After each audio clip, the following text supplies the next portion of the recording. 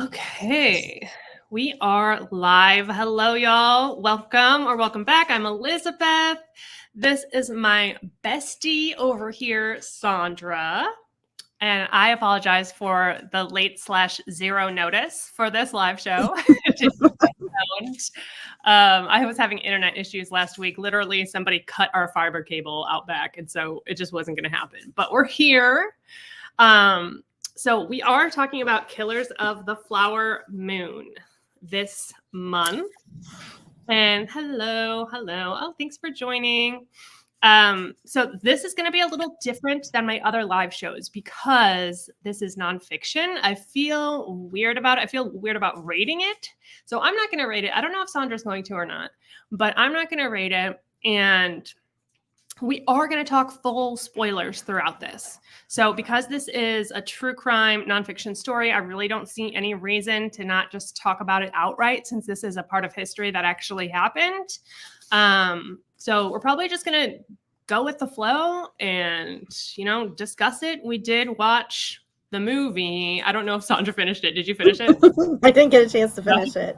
So I will tell you there's actually one scene I want to tell you about the movie because that was really good. But I have some thoughts about that too. Okay. My dogs are probably going to be barking, so apologies for that. So this isn't going to be like a traditional Minute Society book club discussion because I'm not going to accept or reject this or anything like that because it's just different. I probably won't be doing too much nonfiction moving forward, to be frank about that, because it's just weird to talk about. It's weird to rate. It's weird to review. But I'm excited to talk about this with Saundra. And for anyone who doesn't know, this is my bestie. This is Saundra. So she and I met in 10 years ago, at least. Oh my gosh. This year will be 12 years. 12 years. We waited tables together. At one point, I was her boss. At one point, she was my boss. And then we've just been, I made her be my friend. I forced her into friendship. Let's tell them the story about how we became friends. It's the best hostage situation I could ever hope to be in. So Saundra, yours is so funny. Your side is so funny because I was just very unaware and just being just traipsing living through your life. Yeah. Hello. Yeah, so Saundra was always very intimidating because she's the kind of person that just can talk to anybody, even though she doesn't think she can. But I was intimidated, but I was like, oh man, this girl's so cool. I need to be friends with her. But apparently, when we were doing our side work one day, we were supposed to fold napkins, and she had picked a stack of napkins, and a very precise stack of napkins. We had to do a certain amount. We would have to do a certain amount. And I'm made an enemy before I made friends. I think it was though. I think when I ran into you at the place is closed now, but we were there both at the same show, and then oh my god, I can't think of the name of that place. It's gonna come to me at 3 a.m. But I was there with Becca. And then and we were both at the same show, and then we ran into each other. But I think you knew I was going to be there, and you came down and got food from All Good Cafe when I was there for another show. Yeah. And then I was like, okay, she's okay. You were like, she's pretty cool. Are you stalking me though? She's pretty cool. I was not. But anyway, so she's been my ride or die for a long time now. And so sometimes we like to read books and talk about it together. So she's joining me. And Saundra works in healthcare and does really good stuff for people. So there's that. Do you want to say anything about yourself to introduce yourself? I think you painted me in a pretty nice light. Maybe stop there before it goes awry. Yes. Yeah. I'll stop myself before I take myself awry. For sure. Okay. I respect that. So let's talk about the book. Yeah. If y'all are watching this live, and you have watched or you have read this book or watched the movie, let's do a moon emoji. in the comments just so I know. But we are going to do spoilers, so it doesn't really matter. Like, if you don't want to be spoiled, then you should want to be spoiled because we need to talk about that more. What is this about? Saundra, are you comfortable giving a synopsis? Yeah, sure. So this takes place, the storyline takes place early 1900s, and the century that Elizabeth and I are both from. And the Osage tribe has been moved or relocated in the 1870s from Kansas to Oklahoma. But then the storyline actually takes place in the early 1900s. So they, of course, get relocated as the native tribes were being done into areas of land where the government was like, oh, this is shitty land. You guys should totally relocate over here. And then come to find out there was oil on the so-called shitty barren land. And then the Osage became incredibly rich. And they were, as far as what I could tell and how they talked about it in the book and anything else that I could find, as far as being able to negotiate, they actually did a really good job for their situation of being able to negotiate the head rights and all of that sort of thing. But of course, there were still vultures all over them, in which this is, of course, the storyline for it, of a particular family of Molly Burkhart and her husband, Ernest Burkhart, and his terrible, terrible uncle, William Hale, and the murders of her family and close friends. And of course, it focuses on them, but which I think they said something like 24. Not everyone mentioned in the book, but something like 24 was like accounted for, maybe like attributed to Hale. I could be wrong on that number, but it was around there. But they think that many, many more were actually victim, and not just to Hale, but just vultures in general. White folk vultures, to be specific. So essentially, these Osage people started getting killed off, and nobody knew at first. Nobody knew who was doing it, and it was an inside game. In this, so in Oklahoma, early 1920s, the Osage lived here, but then white men started coming in and marrying the Osage women, because they wanted to be part of that money. So you have this town of Osage Indians. Sorry, there's random flies. But then you also kind of like they're being circled by vultures, the white man, essentially, and nobody knows who's killing these people, but it's gotta be someone on the inside. And so it turns out it is like this master manipulator, William Hale, who was just killing everyone. If somebody got in his way from making more money, he killed them. If somebody started investigating where that person went, they mysteriously disappeared too. So then they bring in the FBI, and this is also kind of documenting the story of the birth of the FBI, because they ended up coming in, even though like it's and they could not figure out who was doing these killings. So they reached out to J. Edgar Hoover at the time, and they ended up coming in to help them anyway. So it's all that. And this is told in 3 parts. So the first part is the perspective of Molly and her family. The second part is when we bring in the FBI and all these guys from the Federal Bureau. And then the third part is actually told, is it supposed to be from David Grann's perspective specifically? I mean, I don't think so, because I don't really feel like I got his perspective until like the afterward. Is that the right forward afterward? That is the epilogue. The epilogue, so to speak, is really when he kind of comes in. I think epilogue. Wait, was there one, or was it?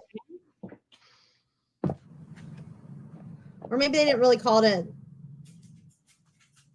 But yes, he goes into detail at the very end. Yeah. Okay, so like Blood Cries Out, he talks about going to Fort Worth.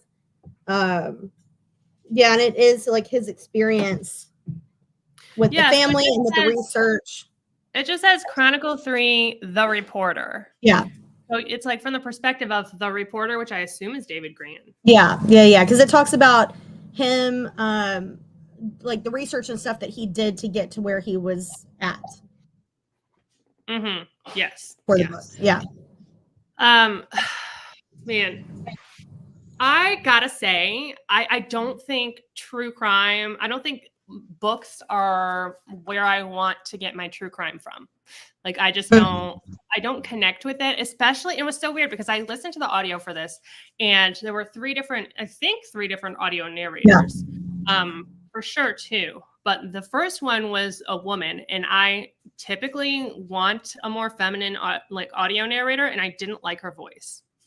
That's so interesting because I did both. So I read some, I actually flipped back and forth because there was all the pictures and stuff, and then there was, which we can talk about this, but one thing that really stood out was in chapter 4, Laura Ingalls Wilder reference in there. We can get to it because I got some opinions, but I remember that. So I did both, and I really liked her. Do you think that's why you weren't? Yeah. Do you think her narration is why it took you a while to get into the book? I think, or do you think it was just because it was the backstory? I think it's both. I think it was the narration. It felt like too nice and sweet. I think to me, like I don't know. It felt I couldn't relate to it, I guess, and then also just the fact that this is nonfiction and it was just like fact after fact, like right in the gate, and so it was really hard for me to just get invested into it. I felt like I was reading a Wikipedia page. See, and I loved it. I thought it was, I loved it. I thought it was great. I was like super invested by like the end of the first chapter. Really? But like in general though, even with fiction books or nonfiction, I love backstories. I love finding out all the nuances of the characters and like where they came from, what their families were. So when I was a kid and I would read books, if they didn't describe it, I would make it up in my head. So I love that, but I also really like nonfiction a lot, like stuff kind of like this. Well, also you have a political science degree. I do. Yeah. This is right up my alley on this book. This is the first, Saundra, congratulations. This is the first time you're able to use your degree. Ever. Sorry, was that a little hard? It was hard hitting. Wow. Coming for you. Something years later, here we are. It's all been leading to this moment. Yeah, my parents would be so proud. Yeah, I liked it. I will say I think I liked the middle dude, like the second narrator, the best. I did too. Yeah. And I feel like he's a name that I've seen quite a few times for audiobooks, but I could just be sometimes at this point, so many names sound familiar to me that I don't know. Let's look it up. I mean, we might as well. Let's see. The killer. Denver is literally chasing a fly right now, so it could get wild in here. I don't know. Just heads up. Okay. Release date 2017. Publisher. Where are the details? Okay, so we do have 3 narrators. Will Patton. Will Patton was the name that sounded familiar. Will Patton. That I don't know. I don't know the name. Anne Marie Lee and Danny Campbell. So I don't know any of those narrators. Although I also, now that I think about it, I think I was reading an article about something with Will Wheaton. So around the same time I started the book, so I very well probably just combined that together. Who knows? First of all, Will Wheaton is like the best audio narrator ever. I wouldn't know. Okay, so he is at least an audio narrator. Okay, wow. Same genre. Okay, that's why. Okay. I feel good about myself right now that I remember that. Okay. He narrated Ready Player One, one of my favorite audiobooks. He's such a good audio narrator. I love him so much. He's like he's one of my favorites. His narration was a lot better than the book was, but that's a discussion for another time. But yeah, what did you think though? You know what? I don't want to get off track of whatever line of questioning that you were on. I mean, I really wasn't. What were you going to say? Well, so one of the things that I really liked about the background that I thought was really important leading up to it, or just at least interesting, was when they talked about speaking about Molly and what she went through as a kid and how she really saw of growing up with all of the OG kind of Osage traditions and all of that, and how then they were pushed into the mission schools. So that way she went from being, starting off being a kid in the Osage tribe with all of their native traditions, and then really being but being forced to have to go to the mission school, several hours away.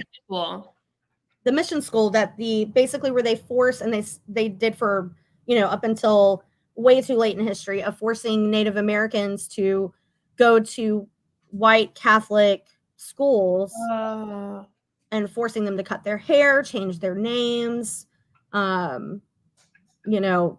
mission school. So being Catholics or being Christian, trying to make them mentioning she was Catholic. Yeah. And it's because of that. So, it's like, I think pretty early on, it's within the first 3-4 chapters where they talk about her having to go to the mission school and her being just like dropped off, and the kids trying to escape and being hauled back in. And, their hair is incredibly important to their traditions, and it was seen as sacred, and they wound up cutting their hair and just all the things. So I think like that's and it's just wild to think about the fact, I think sometimes we forget that history seems so long ago, but like the 1920s, I mean, it's 100 years. Yeah, it's a long time ago, but like in the span of things, it's not that long ago, so like we're thinking about this fact that this stuff is happening in the same century that you and I are born in is wild to think about. I mean, yeah, you're right. That is not just with this, but in general, and thinking about like progress and also that makes me think of like how we think we always assume that progress is linear, and not necessarily linear. We have to continue making choices that support the way we want history to be. Yeah. And this also, speaking of that, it does feel like there's a lot, like this says a lot about the way this country has treated Black and brown people, and the way that white men have come in and kind of like, I don't want to, let's be careful here. Be careful.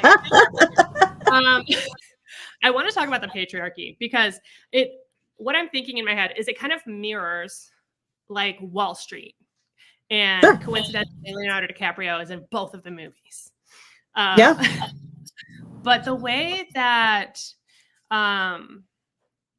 people in business are straightforward but like underhanded at the same time, the way that the people who are really in power make moves that are unseen by the masses, like this is how our entire culture and country is shaped. This is what we live in.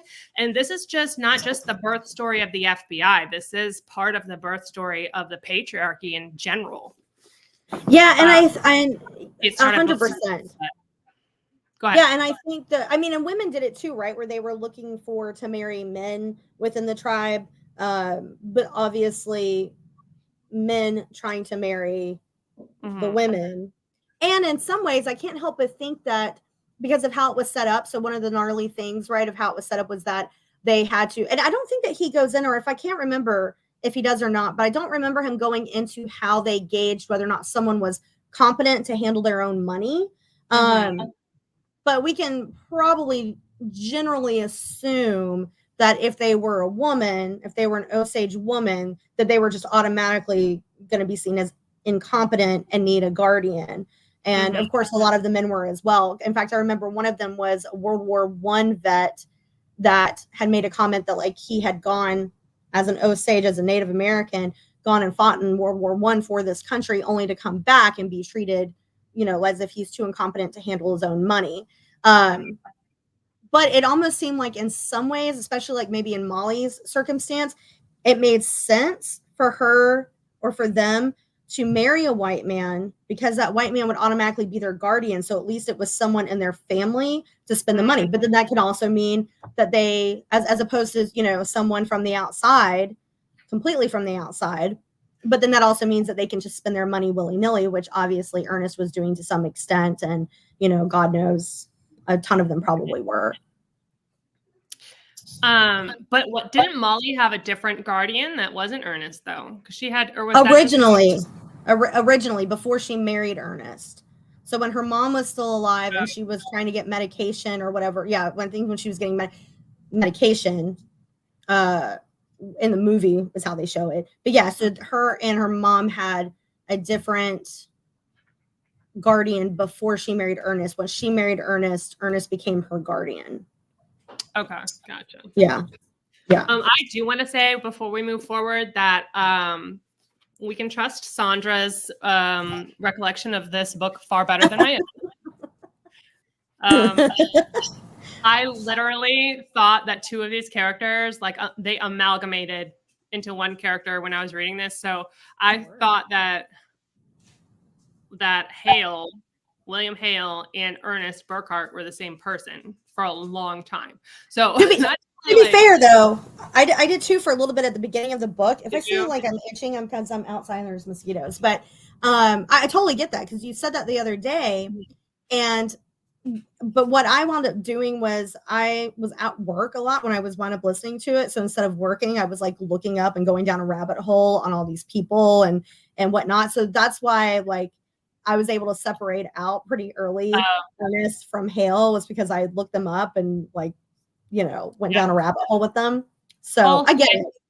If I had been able to sit with the book and seen the pictures, I probably would have had a better time associating them correctly, but I just did.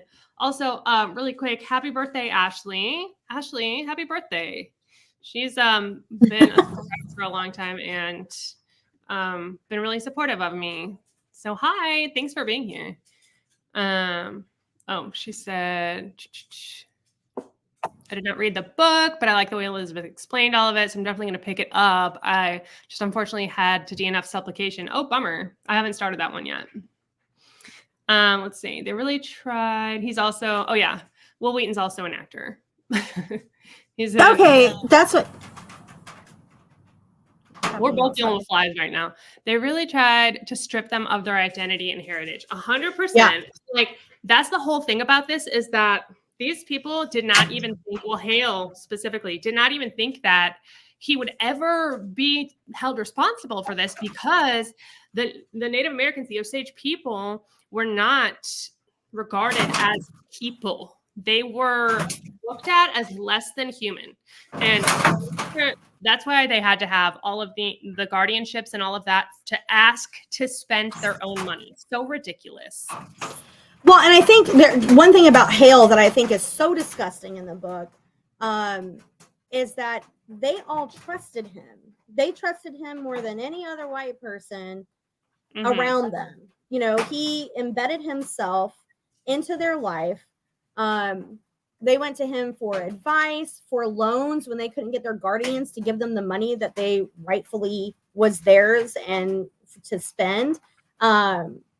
You know, the way he implanted himself into their community, it just makes it all that much more disgusting because, like, how can you do that to a group of people that you have gotten to know and know their families and whatnot? And I was looking back through the book a little bit at the very beginning where they talk about basically he became successful, but he was kind of a business failure early on in his life. And you hear my dog whining. And it was just like he was just doing anything he could to just like claw to the top. And so I think that makes the betrayal even more disgusting with how much that he was involved in their lives. Oh yeah, 100%. He was a wolf in sheep's clothing. He was paying to open, you know, dance studios. I know that was in the movie. I don't know if that was in the book. But he dance studio. He learned the language. He was there, like in the meetings that the Osage people were having. to talk about these murders, and he was there saying, I support you, we're going to do whatever we can. Just very slick, very like, there's definitely a personality disorder in there somewhere. I don't know if it's antisocial or like what's 100%. going on with that guy, but there's a personality disorder. There's a detachment from any kind of emotional empathy or accountability that he had to have had. Yeah. And there is what was I going to say? One thing that also really struck me and really stood out, and it's something that is repeated throughout history, with how this country, not just our country, but we'll say this country, with how this country has treated minorities, which is forcing them, pigeonholing them to become like what they want of a civilized person. But then when they become that, and then they become more successful at it, then they're seen as, then it's not enough.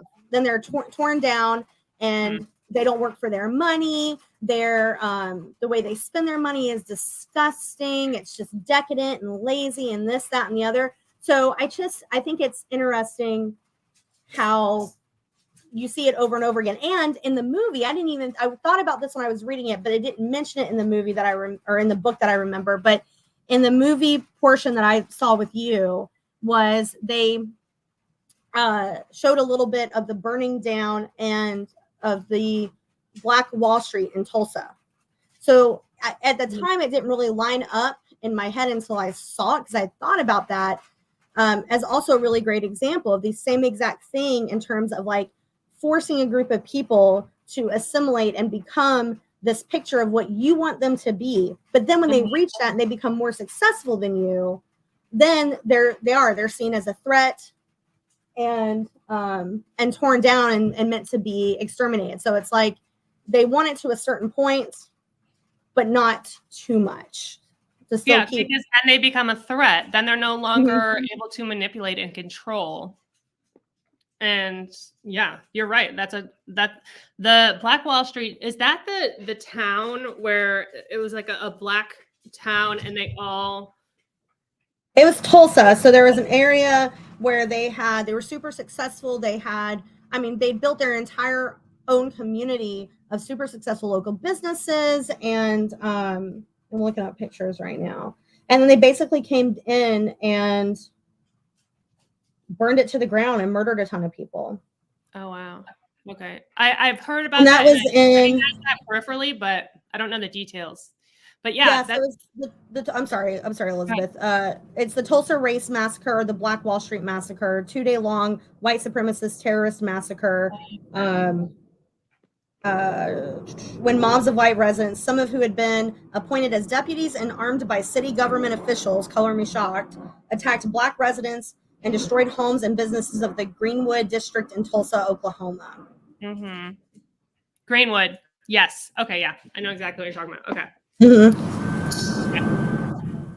And that's a really good comparison, because that's true. They were threatened by that. And this is why stuff like this is so important for us to learn about, because this is the stuff that people don't want you to learn about, because it paints us in a bad light, not just Americans, but white people. And it paints us in a bad light. We don't want to admit to this. Say, hey, like this is something that has been happening over and over and over again throughout history and is constantly continued. It's like on a loop. And we need to talk about these so that we can not repeat those things. There was, oh gosh, where was it at? Let me see here. I have it pulled up on my computer. It was in chapter 4, and it stood out because it's Laura Ingalls Wilder, right? So Little House on the Prairie, this is super wholesome show that everybody remembers. And they talk about from their Kansas territory. And so basically, people went on their land, like white people came on their land, called them settlers. They were squatters. They were land squatters. They came onto their reservation where they'd already been moved once. And from what I understand, because they were also like down in Arkansas along the river. And it talks about among them was the family of Laura Ingalls Wilder, who later wrote Little House on the Prairie based on their experiences And it says, "Why don't you like Indians, Ma?" Laura asked her mother in one scene. And she says, "I just don't like them." And she said, "Well, this is Indian country, isn't it? And what did we come to their country for if you don't like them?" And it says, "One evening, her father explains to her that the government will soon make the Osage move away. That's why we're here, Laura. White people are going to settle all this country, and we get the best land because we get here first and take our pick." And they wound up getting kicked off, actually. But still, they wound up having to sell their land, the Osage, for $1.25 an acre before they're pushed out and then relocated to the land in Oklahoma, which is just wild to me when you think about like Little House on the Prairie and how that's sold, which I mean, I get, right? Like it's sold as a story and that's fine. But then on the other side of that is this very ugly thought process that so many people had and still have. And you don't get told that portion of it. And it's wild. Had you heard of anything with this before the movie came out? No, I don't think so. Yeah, I wasn't. I've heard of plenty of stuff, but I was unaware that this had taken place, and especially so close to us, basically. Yeah, we're in Texas, and so there's some Texas references in here too that were kind of cool. There was one dude who was a Texas Ranger, white. Yeah. The main good, like the one good guy in the movie. Not the one good guy, because like you also had McBride, who was murdered. Who was the other one? I think it was in the questions that you had talked about. Oh yeah, I don't remember. Oh, well, let's do kind of a character breakdown. Yeah.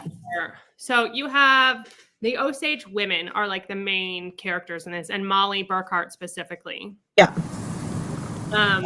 But then you have her sisters. How many sisters did she have? 5 or so? 4 or 5? Yeah. So the ones that were killed, I'm trying to remember if they talk about who else was in the family, or if they just really focused, because in the movie they only showed the ones that were murdered. So you had Minnie, you had Anna, you had Rita, and then you had their mom Lizzie. Mm-hmm. And all of them were murdered. All of them. I can't even imagine that kind of pain and tragedy. Except for Molly. Yeah. Molly, which they tried. Yeah, they tried. Molly was expected to die early because she had diabetes, but she outlived all of her siblings and her mom. And then she and Ernest. So Ernest came in from Texas too, right? Yeah, I think so. They show him in this is where like I'm trying to remember the book from the movie, because they have him coming back from like World War One in the movie via Texas, basically. Oh, yeah. He was originally from Oklahoma because Hale lived there, and Hale was his uncle. And then he went away and came back home. That's what it was. So he meets Molly and legitimately like falls in love with her, and they get married. But his uncle, William Hale, is the big bad. He is the guy who is behind all of these murders. He is the one who has infiltrated himself into the community. And he's also kind of, he's presenting this friendly face, but underneath it, he is taking out insurance policies on anything and everything, trying to get money, and then killing the people, having whatever it is. His house burned down, his car got stolen. I think that one was Ernest, but still, they are taking full advantage of these insurance schemes. And then you have like their kind of lackeys. There's another guy, is it Bill, who married 2 of the sisters? Yeah, Bill Smith, who, God love him, total weirdo, like both in the book and the movie, but winds up being like a decent enough dude to be questioning things. Mm-hmm. And he eventually is murdered. Mm-hmm. And then you have, once the FBI comes in, I mean, you have a lot of lackeys and stuff too that are like small town guys. You have Molly's first husband, Henry Roan, yeah.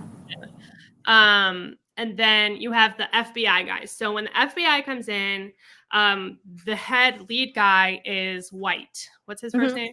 Tom White. Yeah. He was a Texas Ranger. And this is kind of, the book is really setting the scene for this beginning of the FBI thing too, because we're talking about kind of what it had been. Like, it really hadn't been a thing before J. Edgar Hoover came in. And then he decided to hire all these young people. He wanted them to look a certain way. He wanted them to behave a certain way. And he was going for that like secret agent kind of look, the like Men in Black type thing, don't you think? Yeah, 100%. Like, he definitely wanted a clean cut, college educated, suit, tie, that whole thing. And I've honestly found, I don't know about you, but I found the part about Tom White, and when they talk about like his upbringing and like his dad and what he was around and the kind of man he was, but like I felt as if I could have been watching the movie Tombstone when they were describing before, you know, it kind of became J. Edgar Hoover's vision of what these guys were like beforehand. And they were just wild and cowboys and very much exactly what you see in the movies, which I just thought was very entertaining because I was like, oh, Wait, okay. hold on. Have you seen a movie that I've not seen? Tombstone is one of the greatest movies ever. And I will die on that hill, and I will. I need to watch that. Oh my God. Okay. Saundra notoriously does not know any movies. I don't. Unless it's I mean, I can talk to you about Elvis movies. We can talk about Princess Bride, Tombstone, all day long. Country music, outlaw country. She knows everything about all of that. She is my go-to. Which is also why I was super stoked that Sturgill Simpson was in the movie. Yes. I don't know if he makes more of a showing in that last hour and a half. But I hope he does. Okay, I do want to say about that last hour and a half, there was one scene that was in the movie that I thought was really well done. As far as the adaptation, we can get into how we feel about that. The whole thing, but so there's this scene where Molly is confronting Ernest after the trial, after he's been sentenced, all of that. And the whole time he is saying like, what did he admit to? He admitted to signing the paperwork because Hale asked him to do all that stuff. But then the whole time he's saying like, it wasn't me. I was just doing what he said. And she sat down with him in this big room where they were meeting with the lawyers or something. And she said, what was in the medication that you gave me? Oh. He was injecting her with insulin, which was not actually insulin. Well, it might have been, but it had other stuff too, if it was. That was killing her. And she said, what was in it? What was in the injections that you were giving me? And they just looked at each other for a second. And he said, insulin. And she got up and left. And I thought that was really powerful because she knew he was lying. Yeah. And that was the thing. Like, she stayed with him after for a long time. And Saundra and I were discussing the other day that she was saying that like Ernest was kind of like, he wasn't the big bad. He was maybe a decent person, but he made some really bad choices and he was absolutely manipulated. But he knew. He knew. And I don't know that they, like, at what point did he start knowing? You know what I mean? Like, that's my thing. Like, at what point did Hale really, because, and one thing I didn't like, he seems a little thick in the book. You know what I mean? He's clearly not. Also, Sarah, thank you for that validation. But my thing is, and we can talk about the movie in full in a moment, kind of like how it's portrayed in there. But I kind of wonder if they make him even dumber in the movie than what he was in real life, to kind of almost be like an excuse or an apologist. Not that they apologize for his behavior, but just like, well, golly gee, I really loved Molly. I had no idea that all this other stuff was going on. And because he just doesn't, he seems, a little simple, but not a complete moron in the book. So I don't know. I don't know. Obviously, I feel like when you go back and look at stuff, there's really basic information, especially about what happens to him. And I can't remember. See, again, this is now I'm like combining the book with what I went down a rabbit hole with and whatnot. Because when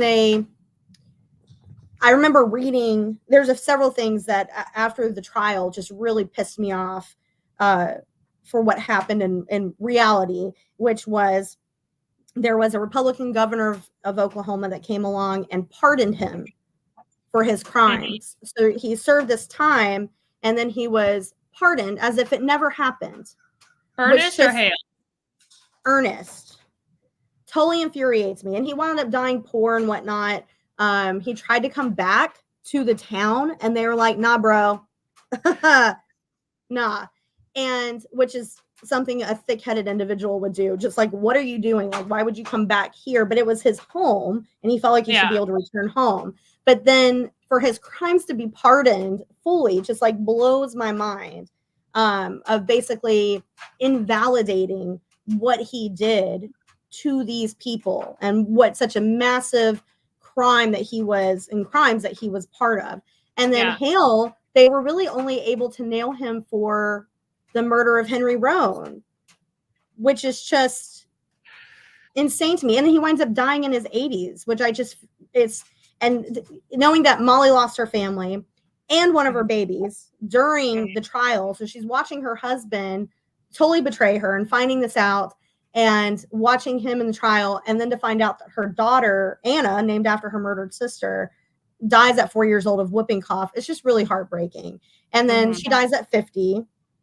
And then knowing of diabetes, and then knowing that Hale lives to like 80 and Ernest lives to like 90. Hale probably had zero remorse about the situation, but hopefully Ernest like got to live with a ton of regret and pain because he deserved it. So at the end of the movie, they do this like weird but kind of cool stage performance where it's like they're recording like in the old day, like radio shows, like radio stories, but they're on a stage in front of a live audience and they're telling like basically wrapping it up and saying like what happened to everybody. And Scorsese actually comes out on stage and does the like final line or whatever. But I thought they said differently about Ernest, and I know they said that Hale got out early for good behavior and that he was never supposed to go back to Oklahoma, but that they had heard from time to time that he would go back to visit his family. But I thought they said Ernest got a lifetime sentence. They didn't say anything about he got out. Let's see, Ernest Burkhart pardon, and he had already been out.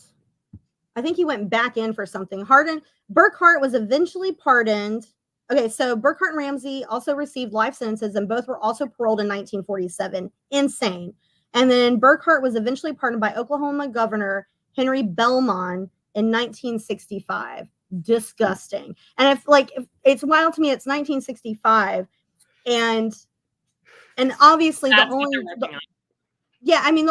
only reason that they would like, clearly this man did it. He admitted to doing it. So to pardon him, it's just such a slap in the face to the Osage tribe, and not just to them, but to like every Native American that knew what was going on and has been taken advantage of throughout history. It just really incensed me when I read that. I was like, you got to be kidding me. Oh, I know you were feeling the feels. And I was too, but not you feel very. I got a lot of big feelings in me. How was so I haven't seen it. Obviously, I haven't watched the last hour and a half. I'm curious as to how Brendan Fraser was as Hoover, because I feel like how he looked in like the pictures that I saw was how Hoover would have looked much later on, versus he was only 29 when he started, when they put him as director. Honestly, like I kind of zoned out. He was only in like one scene. I kind of zoned out, and I don't even know that he was Hoover. Let's check that, because wait, here we go. I have it pulled up. So Brendan Fraser. No, he was W.S. Hamilton. Hoover was not in it then. Oh, so he wasn't really even. I mean, because they didn't really talk about him much in the book. He wasn't like a main character. Yeah. That was my fault. I said that he was Hoover, but okay. I thought But no, he was not. He was W.S. Hamilton, which I don't even remember who he was. And that's probably why he's only in one scene. Yeah. Yeah. So yeah, meh. But yeah, I don't remember. I like zoned out during that scene. It wasn't particularly great. Let's see here. What do you think of Tom White? I really liked the actor that played him. I like him a lot. What is his name? Tom White. Oh, it's an alphabetical. I really thought that his character was underdeveloped in the movie. Like he needed more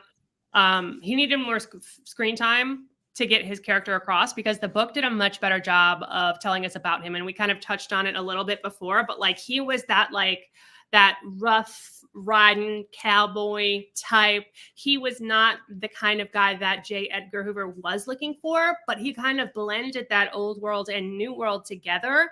But they spent a lot of time talking about how he had felt, if I'm not mistaken, Saundra, correct me if I'm wrong, but how he was, like he had the instinct and the impulse to sometimes make the wrong choice, but that he was one of those like die on your sword for what he believes in, like heart on your sleeve, heart of gold type of guys, where like he always, even though he understood that impulse that other people took, he always made the right choice. So he really was set up to be like the hero of the story. Yeah. And I don't think the movie really got that point across. And unfortunately, I really like that actor that played him. And I don't feel like he really even had a chance to like shine.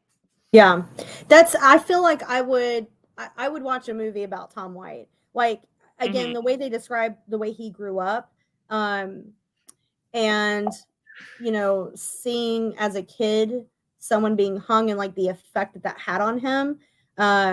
And how, he was this tough cowboy but he had so much empathy and compassion. Like he, more so than anyone else. And I don't think that I felt like David Grann really did a good job of, in the book, it wasn't, I don't want to say it was told without empathy and compassion, but it was very much like, I don't feel like I didn't need to be swayed anyways, because there was, I mean, if you're on the other side, then I don't know what to tell you. You're a terrible person. But I mean, there was, he didn't need to sway you, but he also didn't write in a way that was trying to, which I appreciated in this. It was, he told a story, and he did such a good job of talking about Tom White and also who he was after the trial and the sort of man that he was.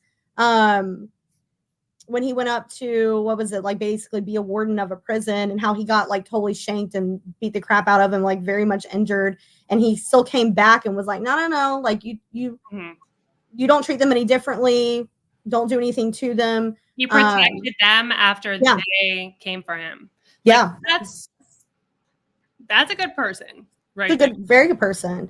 So hopefully nothing weird comes out about him. I don't know why I just thought about, do you remember that dream that I had with the possum when it was dying? Yes. And Scott was in it. Oh God. Okay, so let me just tell in case anyone's curious. So I had this dream. This was like, I don't know, a decade ago now. But I had this dream where like I was in this cabin with my manager at the time, and we had heard something going on. And of all people, Scott Asher. Sorry, like that's a whole other. What's his name? Yeah, sorry. But anyway, he was like, he got a gun out. He was like, I'm gonna go do something. And then he went outside and he shot a possum. And I was like, no, don't shoot the possum. And I went outside and I was on the like front lawn. This possum was dying, and it looked up at me, and it touched my shoulder to comfort me because I was so upset. And I woke up from that dream feeling like the most empathy in the world for that possum. The fact that he could worry about my feelings when he was literally laying there dying broke me. And I kind of feel like that is Tom White in this story. Like, he is the possum that will check how you're doing on his deathbed. Yeah. Yeah. 100%. Yeah. So I like. So let me ask you a question. We had talked or like kind of mentioned it, but since you watched the whole movie, you know, it's told from the movie is told from the viewpoint of Hale and like of the bad guys. Yeah. How do you feel about that? Having read the book and having seen the full movie. Yeah. Do you think that it at least could have gone back and forth a little bit more, or that it should have been told from the Osage? Sorry, distracted. Yeah, Hadley. Yeah, that's a really good question, though. There were parts that I liked and parts that I disliked about the fact that the point of view. Okay, so for the book, they're telling the story from the Osage point of view, and in the movie, in Scorsese's adaptation, they're telling the story from the bad guy's point of view. What I liked about that, having come from the good guy's point of view, was that we got more insight in the movie as to the scheming and planning that went into this. You got kind of like the back, like we got to see behind the curtain. So that was kind of cool.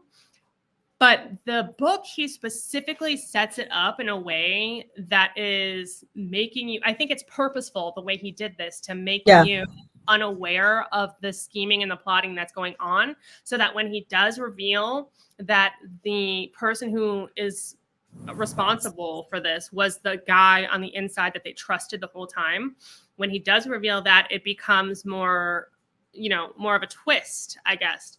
So I liked that, but also I know what you're really asking is it morally and ethically not okay to be telling this story, bringing it back up and changing it so that we're not getting the perspective of the people who were victimized, and instead we're again getting the perspective of the killer, which is something that in true crime in general is kind of a hot button subject. Like, whose perspective are we getting these stories from? That's what history is. It depends on whose story we're getting. And obviously I get it's a movie. You're going to take creative liberties. I'd like to know how many. I still don't think the movie needed to be 3 hours and 3.5 hours long. 3.5 hours. Jeez almighty. I mean, the first 2 hours, you could have cut an hour off of it. And honestly, I feel like you could have cut an hour off of it and probably included a little bit more at the same time of some of the things that were a little bit more pertinent. But that's neither here nor there. I feel like they could have done a better job based on what I've seen so far of being able to incorporate both and had a more meaningful movie. It's definitely like the movie was long enough to have gone back and forth between both sides, like a more POV from both sides of it, versus more of the lens through Hale and his cronies. I will say though, in the movie, we get more of the emotional perspective of Molly and her family. Like I felt more devastated because the acting was so good in the movie when she lost her family. And you didn't see this part when the baby dies. Yeah. The sounds that come out of her mouth. What is her name? I need to give her Anna right now. The baby? Oh wait, Molly, the actor that plays Molly. Lily Gladstone. Yeah, Gladstone. What is her first name? Lily? Uh-huh. Well, Lily Gladstone, yeah. Her acting was really, really good. And the sounds that she made, devastating.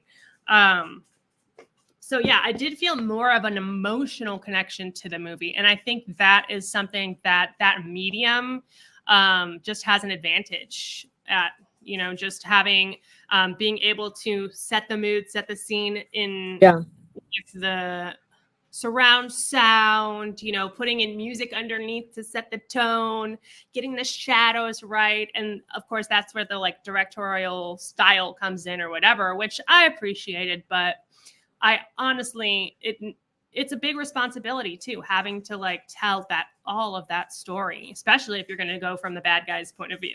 Yeah.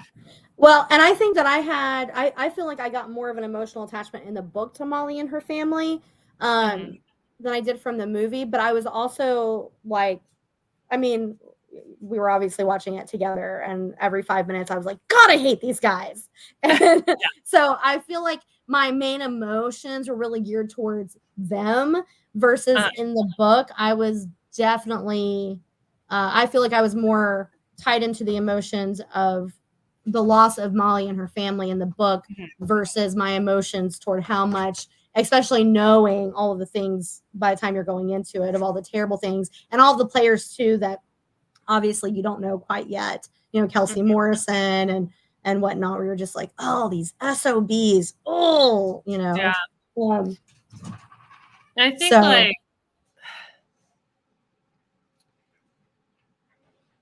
I lost my train of thought. But yeah, it's infuriating. It's infuriating. Yeah. It absolutely is. You know what? I know we don't have a ton of time left, but I don't know. It made me, one thing I thought about too, and I think it's one of the questions that you had kind of like sent over that we were looking at.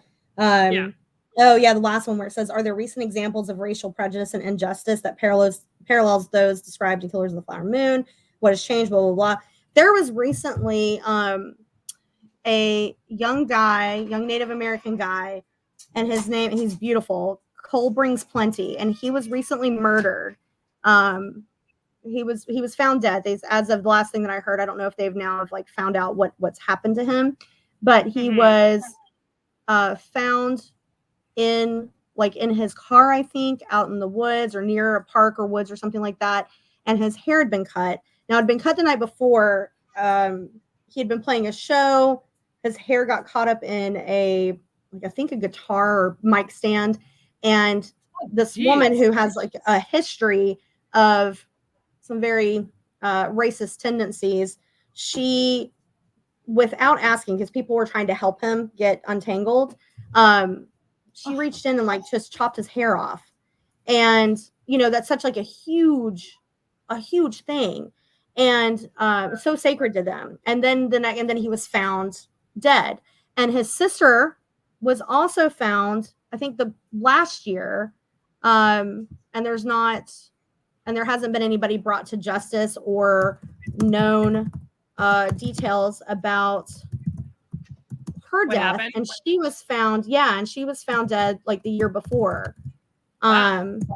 Yeah, so that made me definitely think about some of the parallels about how things are still obviously happening, and having the hair cut off in 2024 and then being found dead, and and they don't know. You can speculate that he was either murdered or that maybe he was having a tough time and wound up or accidentally overdosed or something like that. But either way, what you do know is that the night before, his hair, there's altercation, things happened, and his hair was cut off by a white woman that's known to have white racist tendencies and whatnot. So I just think, and then reading this book and then seeing that things are still happening, obviously, things are still happening. You don't hear quite as much about on the Native American side, but it really gives you pause to think about all of the things that are still going on, in 2024. The ways that they're still not considered to be fully human or not regarded in the same way as, say, a white man or something like that. That makes total sense. But I also think that this can apply to any other race, gender, any marginalized group of people. It works the same way. People in power are going to use that power to keep them in power, and people that are not in power are going to be be hurt at expense of that. Does that make sense? At their expense. Yes. Thank you. Somebody has to pay the piper, and the people who are in power are determined that they will not have to deal with the consequences of their actions. So that does get passed on to somebody else, especially if they start killing people. Yep. What are you gonna do? Yeah, I mean, I wish that was not the way things are, but It is. It just is. Like, It's like there's so much corruption. Oh, I'm getting a little bit of like a feedback. I can on my end. Oh, Yeah. you are on your. But I think it's about time to wrap it up anyway. Is there anything else that you want to touch on that we didn't quite get to? I mean, I feel like we could talk about this for like hours, honestly. I mean, there's so many with books like this. There's so many nuances and going into, you know, of what happened and why it's not being taught. And, you know, what did you think about his writing style after you got past like the first couple chapters and you got more into it? It made sense to me, but I did feel like it was just kind of dry. I felt like it was a little dry. Yeah.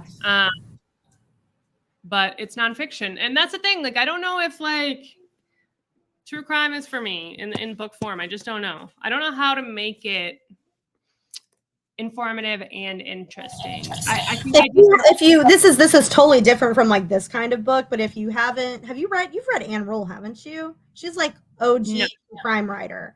Okay. Yeah. I would, I read her the Bundy book. I feel like we had talked about this before, but it's been so long ago, and I thought you had read at least one. Maybe. I don't know. My dad was really into Anne Rule, and I read a few of hers, but I feel like out of any true, because she's like such like the OG true crime writer, that if people are like trying to read about, you know, true crime, especially from such an interesting time period too, of the crimes that she was talking about in her books, a lot of serial killer stuff and whatnot. I will say this, that if anyone is interested, and I haven't read this book in 20 years, and I just rebought it on the same time that I bought Killers of the Flower Moon. But if you're interested in like Native American history, but a little bit more contemporary, the story of Leonard Peltier in his book, Prison Writings. So he's been in prison since 1979, I think, for a life sentence. He allegedly killed 2 people up in Pine Ridge in North Dakota, South Dakota, one of the Dakotas.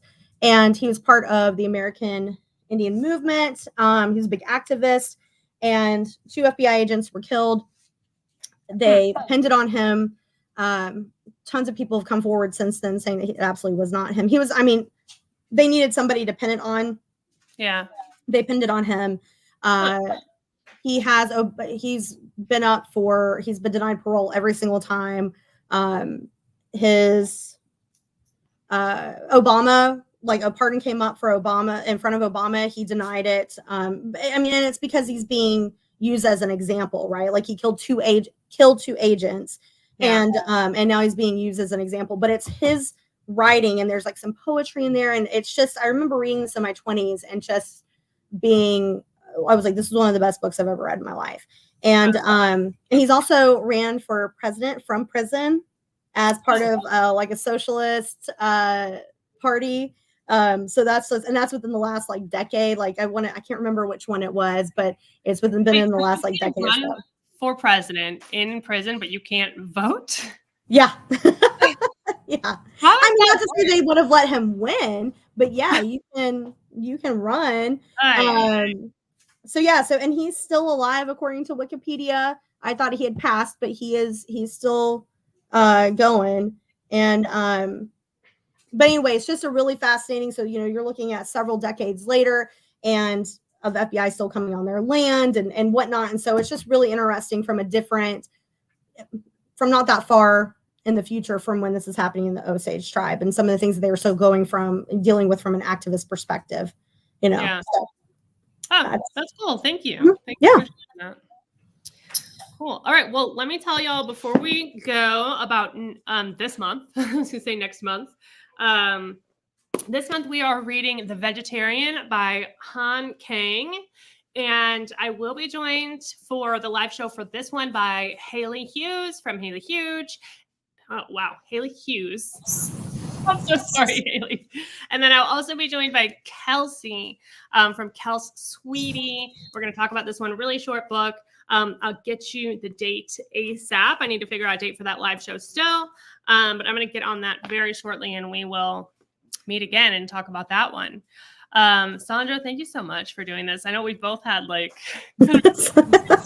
what a crazy month already. Crazy month. And it just started. It's only 9 days in. My God. No, 8 days in. It's not even 9. Don't remind me. Don't remind me. I think it worked out because you and I, it was just you and us. It was us. So we could go with the flow and do whatever. So I'm glad I had you, and I'm glad you joined me for this. And I'm glad I had you specifically for this because you're so much better at this stuff than I am. The historical, the political perspectives and all of that. I really could have just kept going on, but I will,